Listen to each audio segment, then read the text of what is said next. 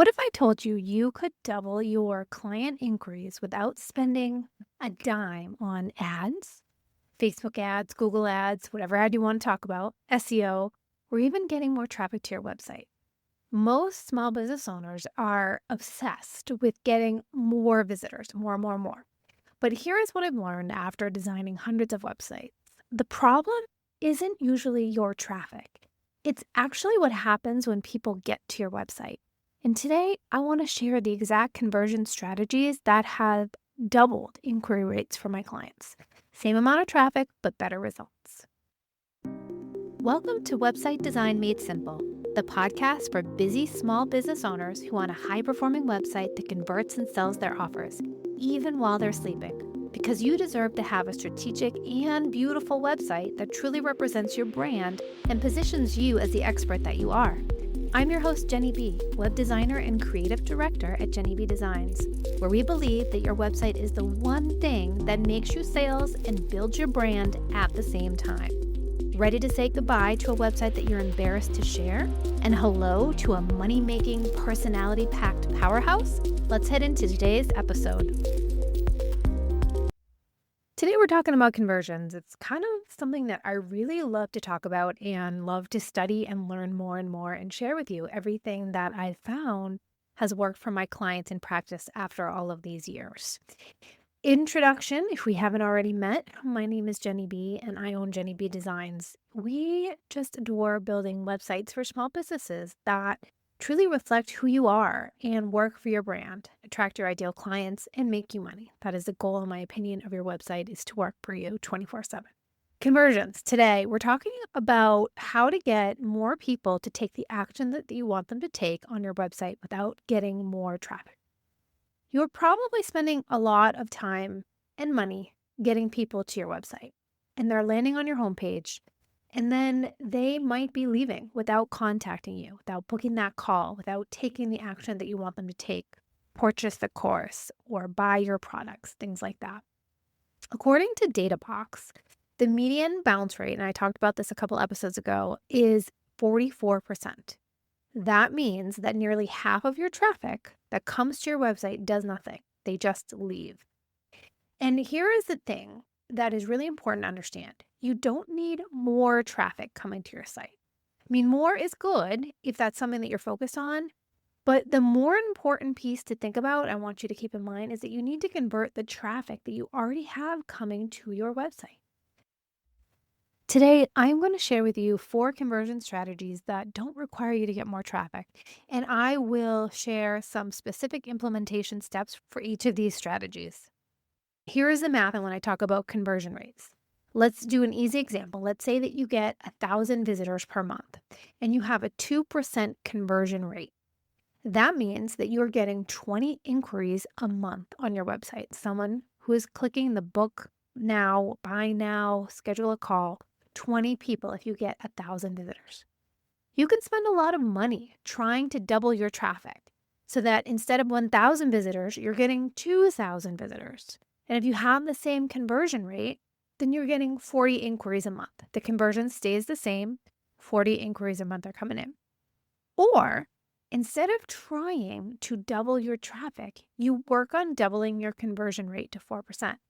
You stick with those 1,000 visitors per month, and instead of getting 20 inquiries, you're getting 40 inquiries. But you didn't have to pay for all of that extra traffic.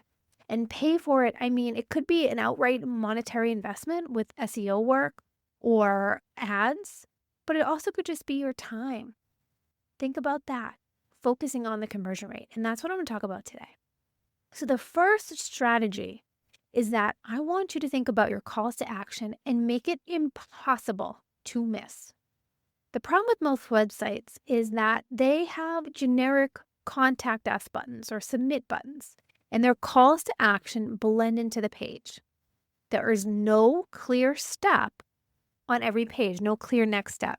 What I mean by that is if you get to the About page and you're reading your story, understanding why you do what you do, there's no button that's taking someone to your services page. There's no button that says, learn how we can work together, or see how I put this process in action.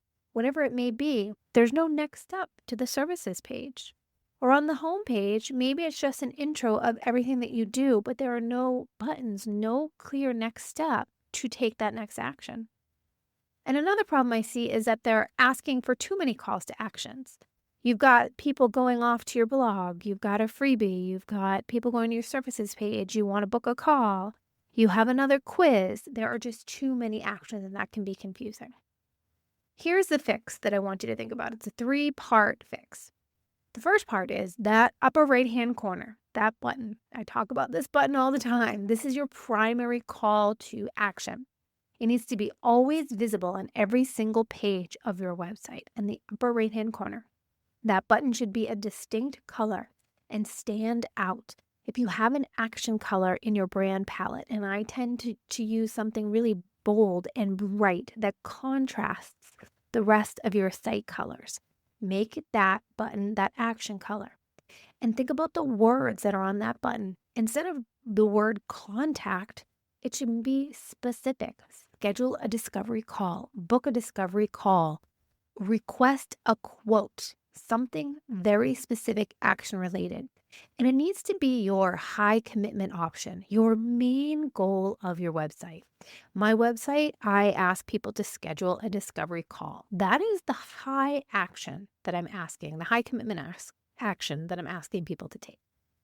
It's a very distinct color. It's always visible, and it's specific about what happens next. Your second call to action should be in your hero section.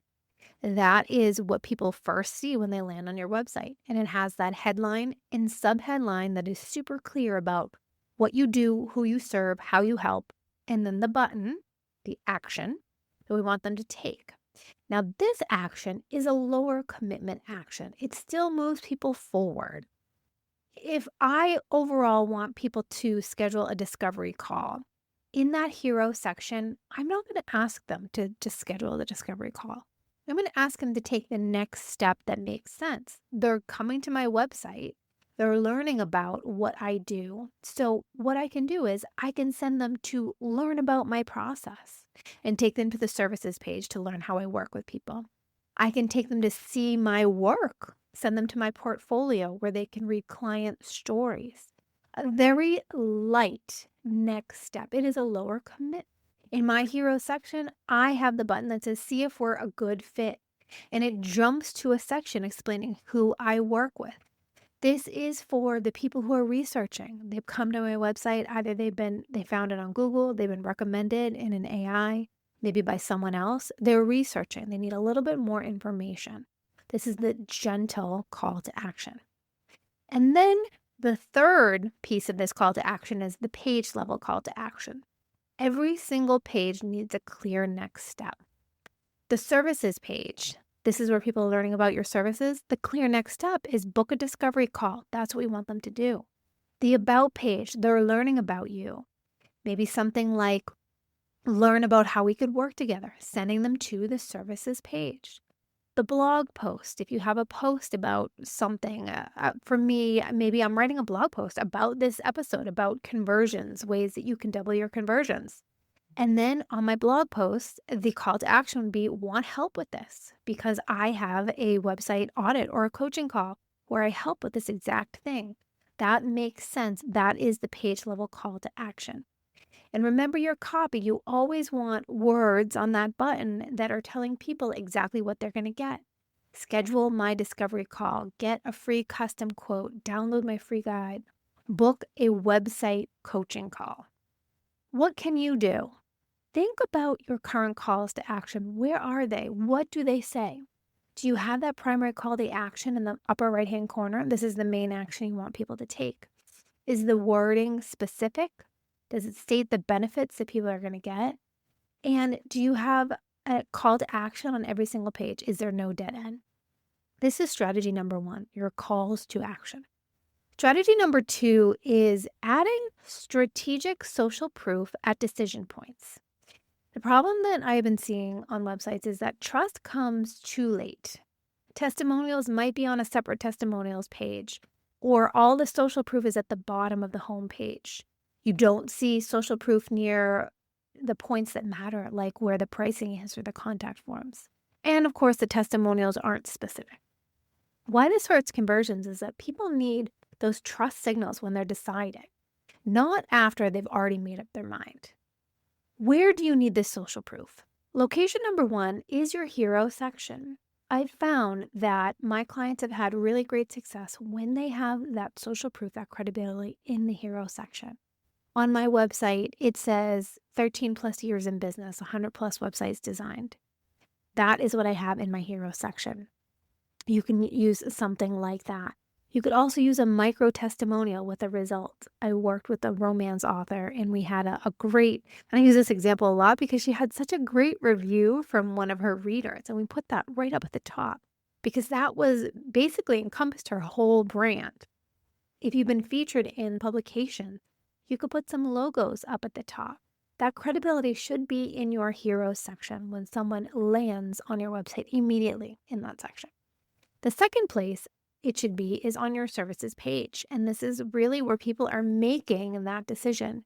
You want to have testimonials that pertain to the services that you're talking about on that page. Very specific, and the results that come from their work with this specific service that you offer.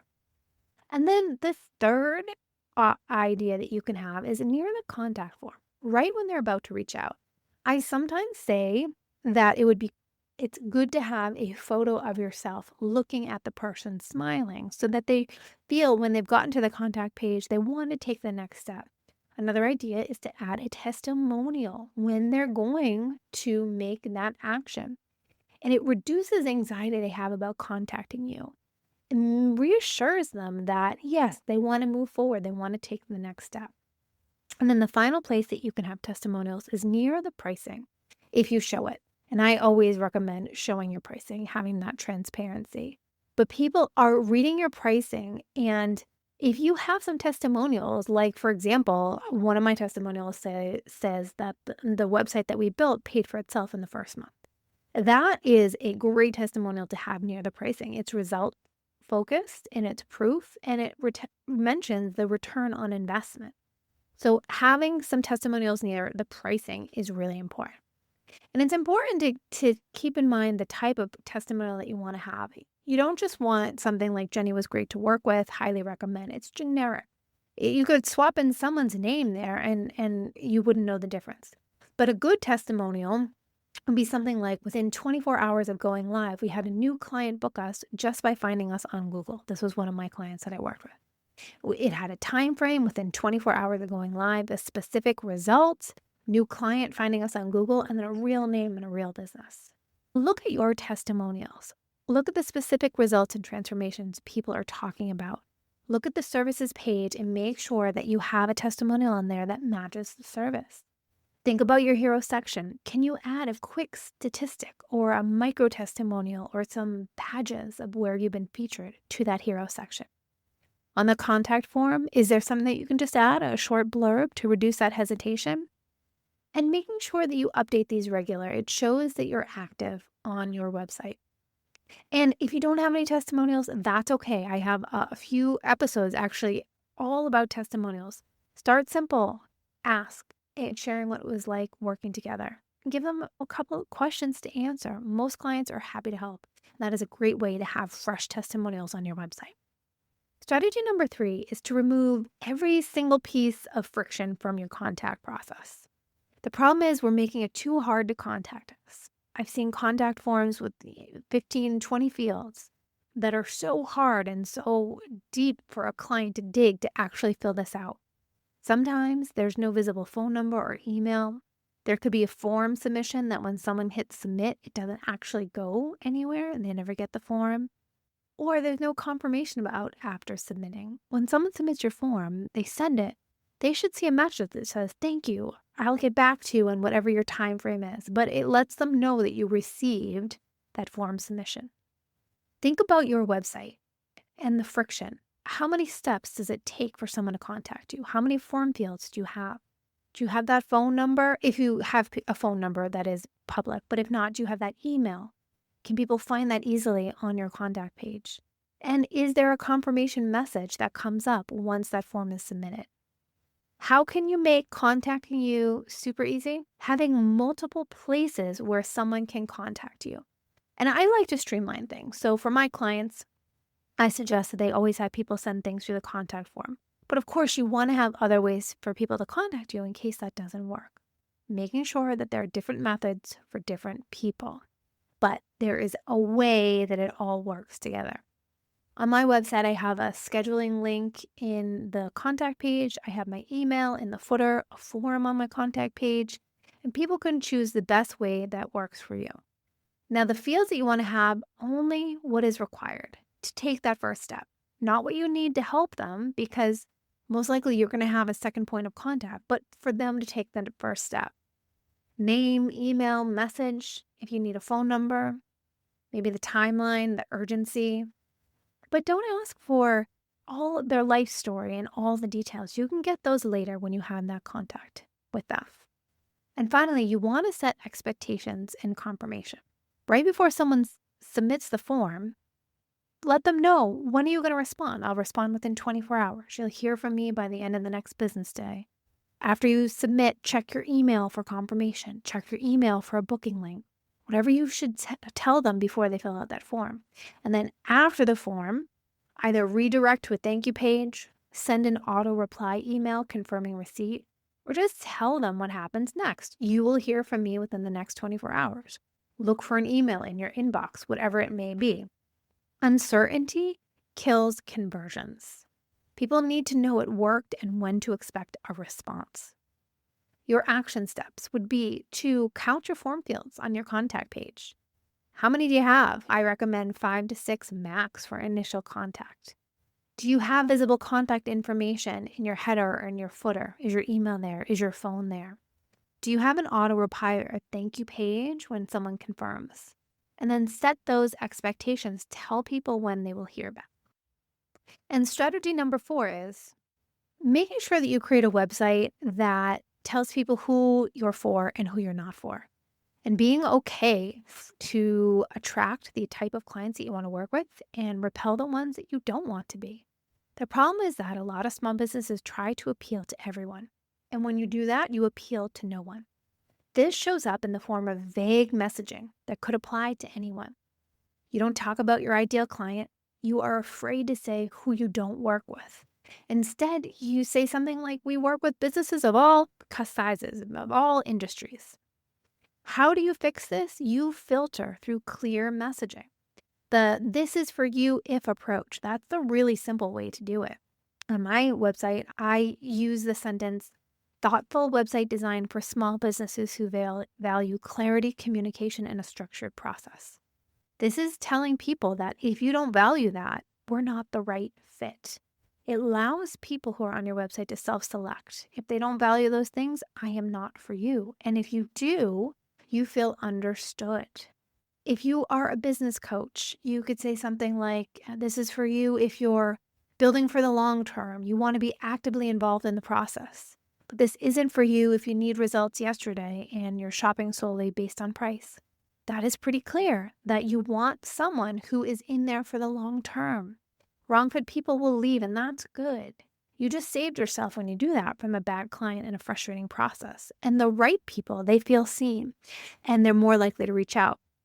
This is what I mean by building websites that reflect your personality and your brand. You're being really specific. You're niching into who you want to work with through your messaging. You're not being vague. You're being very direct and clear, and you are going to attract the right fit people.